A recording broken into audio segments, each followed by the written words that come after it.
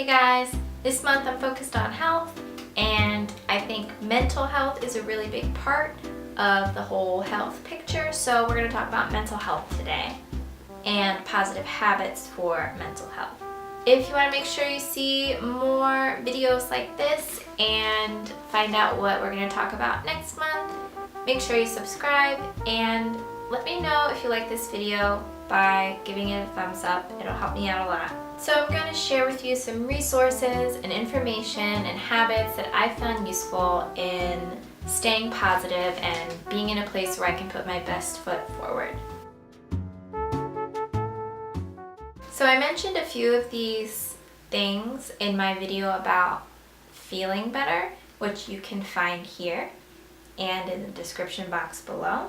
But I want to emphasize in this video that there are also things that we can do on a daily basis as sort of like maintenance for our mental health. Also, I'm gonna say this, you probably know this based on my hairdo, but I'm not a medical professional, and I'm just sharing things that have worked for me, have helped me, and they're just personal experiences. So, on to the video. Most of these things I'm going to share with you, I like to do right when I wake up before I consume anything by anybody else, before I go on social media.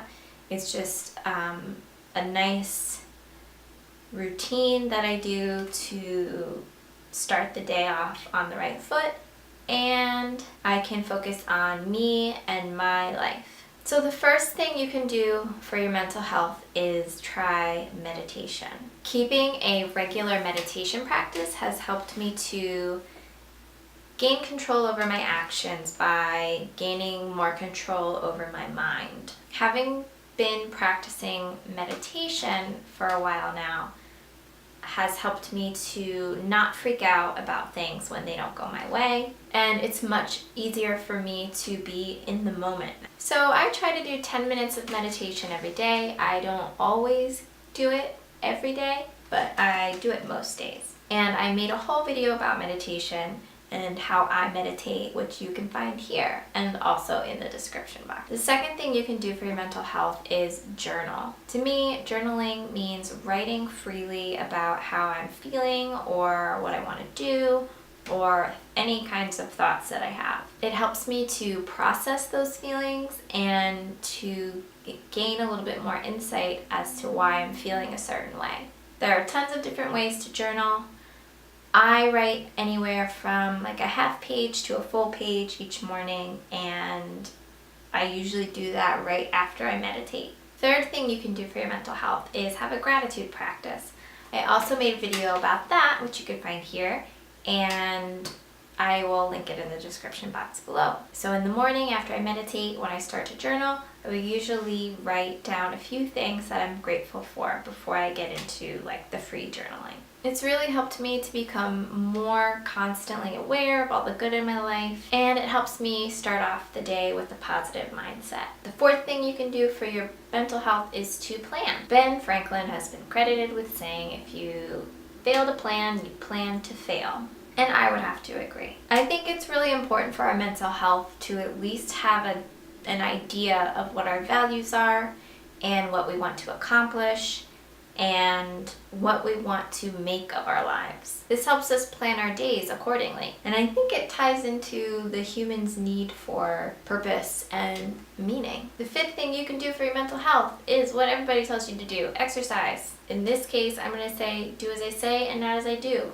because that's probably the hardest one for me on this list to do consistently. But every time I do it, I feel great. So why don't I do it? Because I want to eat and watch YouTubes. I don't know. Exercising and moving our bodies reduces stress, helps us sleep better, increases our self-confidence, and it makes us feel more productive. Now, I do get a good amount of exercise at work because I nanny and we play a lot of running games, but I would like to incorporate other exercises. I just have to find what I love to do and then do it.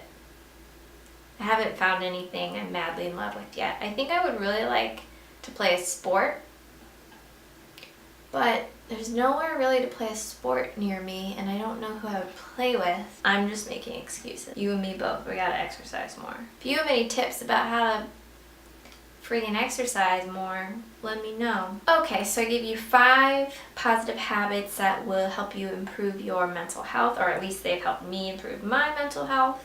So now I'm going to share with you 2 books that I've shared with you before that I'd recommend for everybody to read for improved mental health and well-being. The first is Man's Search for Meaning by Viktor Frankl. Viktor Frankl was a Holocaust survivor and a psychiatrist. So let me just read to you a little bit of what it says on the back of the book because they say it better than I could. So, based on his own experience and the stories of his patients, Frankl argues that we cannot avoid suffering, but we can choose how to cope with it, find meaning in it, and move forward. At the heart of his theory is a conviction that the primary human drive is not pleasure, but the pursuit of what we find meaningful. Read the dang book. The second one is The 4 Agreements. I don't know why I'm yelling at you now, I'm sorry. 4 Agreements by Don Miguel Ruiz. I've talked about it before and I'm just going to read the description on the back because I think they say it better than I could. In The 4 Agreements, Don Miguel Ruiz reveals the source of self-limiting beliefs that rob us of joy and create needless suffering. Based on ancient Toltec wisdom, the 4 Agreements offer a powerful code of conduct that can rapidly transform our lives to a new experience of freedom, true happiness, and love. If that sounds good to you, you should read this book. Guys, I marked up this whole dang book. So those are 2 resources that I will frequently revisit because even though it's so mind-blowingly true and insightful and helpful, sometimes we all need reminders. So those are 2 books. They're probably 50 cents on Amazon. I would recommend you buy them rather than get them at the library. Library's great, but these are 2 books, at least that I found, that I want to revisit frequently. So I'd love for you to let me know what your biggest roadblock is in practicing positive habits that benefit your mental health and well-being. I'll say one thing, if it is a matter of having enough time in the morning to do something like meditation or journaling or both, I would recommend going to bed 30 minutes earlier and waking up 30 minutes earlier and taking that 30 minutes for yourself. Going to bed a little bit earlier will improve your quality of sleep anyway, and you're probably not missing too much. And again, you're going to benefit from those practices you do in the morning. So I also wanted to let you know that I've designed a journal that I use that includes gratitude, freeform journaling, calendars, daily intentions, daily schedule, meal planning, budgeting, monthly goals, and monthly reflections that helps me to maintain these practices. If this journal is something that interests you and you want to learn more about it, you can go to the link below in the description box and you can enter your email address so that when the design is finalized and it's ready to come out, I can let you know.